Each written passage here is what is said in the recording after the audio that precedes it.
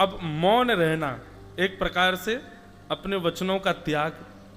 अच्छा एक बात और बताऊं आपको, हमारा मौन अभी भी चल ही रहा है। अभी मैं कथा कर रहा हूं, ये इसमें मेरा मौन खुला थोड़ी, अभी भी मैं मौन ही हूं। क्योंकि शास्त्र आज्ञा है, यदि कोई भगवत चर्चा करता है, यदि कोई भगवत वार्ता करता है, भगवत नाम गुणानुवाद करता है, सांसारिक चर्चा से परे भगवत शरणागति की चर्चा करता है, उतनी देर वह बोल रहा है तो वह भी मौन ही माना जाता है, उतनी देर उसका मौन ही रहता है।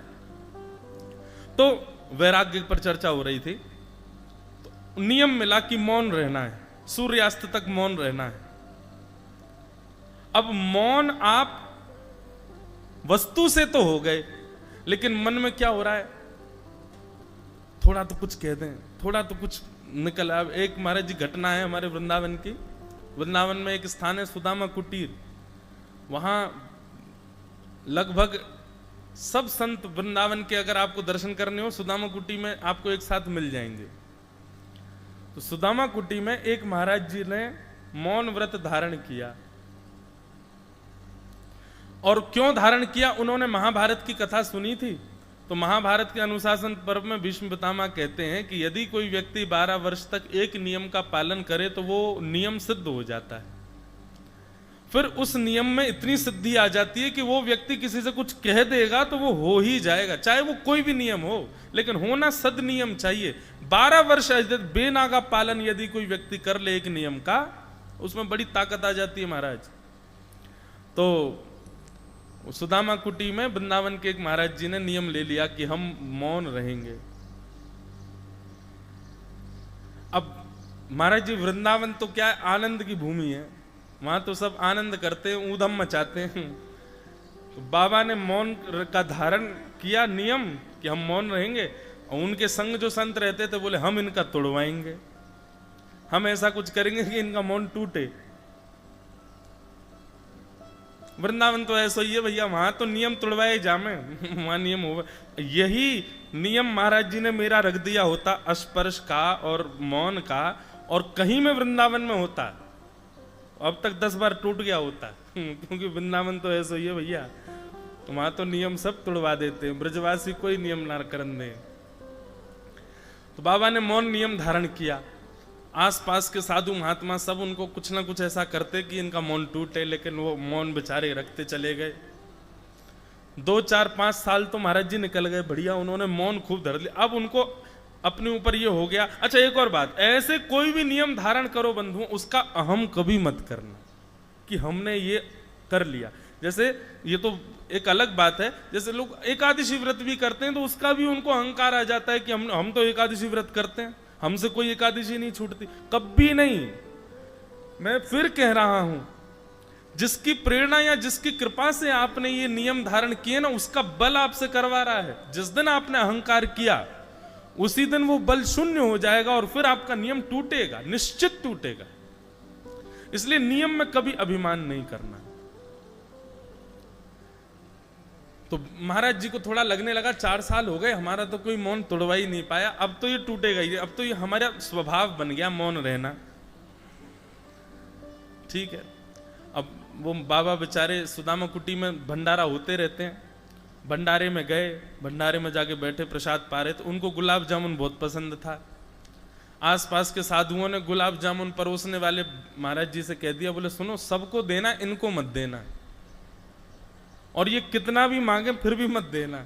बोल तो सकते नहीं है, इशारा करेंगे, तुम इनको देना नहीं। तो सबको गुलाब जामुन देते हुए जाएं, जैसे ही उन बाबा के पास जाएं तो बाबा कहें अच्छा बाबा नहीं चाहिए, ठीक है, आगे निकल गए। अब बाबा उसको देखे, बोले मैं मांग रहा हूं ये दे नहीं रहा है, और वो परोसने वाला पीछे मुड़ के भी ना देखे कि कहीं नजर से नजर मिल गई तो पता चल जाएगा कि भाई ये तो जानबूझ के कर रहा है मेरे साथ। अब पंगत इतनी लंबी कि वो गुलाब जामुन वाला एक बार निकल के जावे तो 20 मिनट बाद आता था लौट के, इतनी लंबी पंगत। अब महाराज जी को ना पूड़ी सुहा रही है, ना सब्जी सुहा रही है, ना रायता सुहा रहा है, गुलाब जामुन वाले को देख रहे लौट के कब आएगा ये, और घूम घाम के फिर से लौट के जैसे गुलाब जामुन प्रसाद, गुलाब जामुन प्रसाद, गुलाब जामुन प्रसाद। जैसे ही आया बाबा के पास, गुलाब जामुन, अच्छा बाबा नहीं चाहिए, ठीक है, फिर आगे निकल गए। अब फिर 20 मिनट की प्रतीक्षा, फिर चले गए।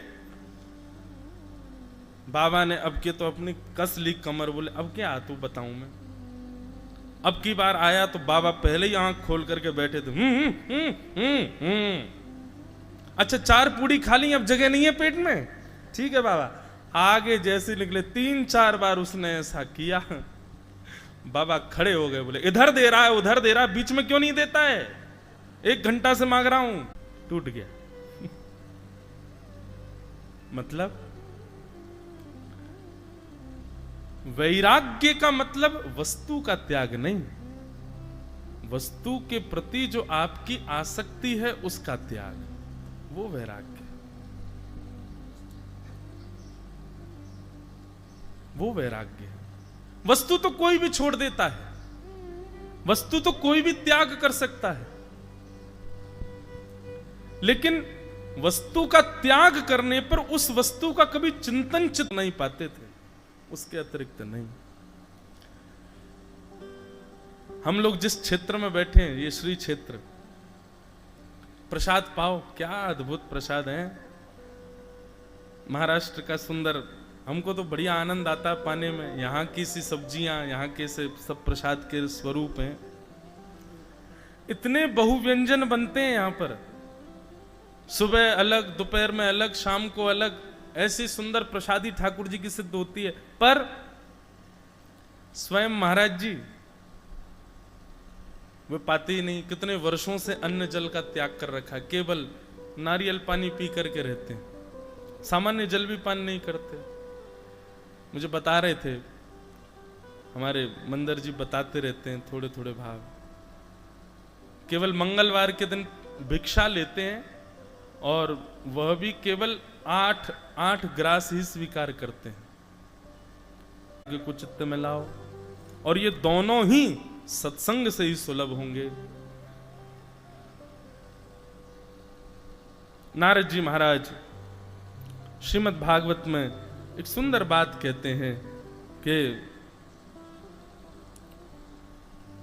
भाग्योदयेन बहुजन्म समर्जितेन सत्संगमं जलभते पुरुषो यदा वै अज्ञान हेतु कृत मोह मदान्धकार नाशं विधाय तदोदयते विवेक।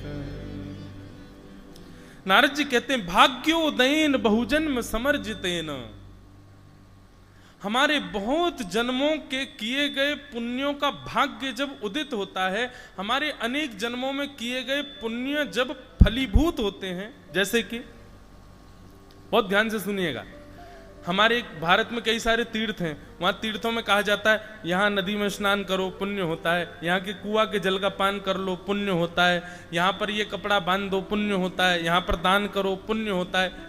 ये पुण्य होता है तो ये पुण्य इकट्ठा होकर मिलता कब है हमको? तब नारद जी महाराज कह रहे हैं सत्संगमं चलबते पुरुषो यदा वै, बोले जिस दिन आप किसी सत्संग में जाकर के बैठ जाओ उस दिन समझ लीजिएगा कि आपके इस जन्म के नहीं अनेक जन्मों के किए गए जो ऐसे ऐसे पुण्य थे उनका फल आज आपको सत्संग के रूप में मिल रहा है।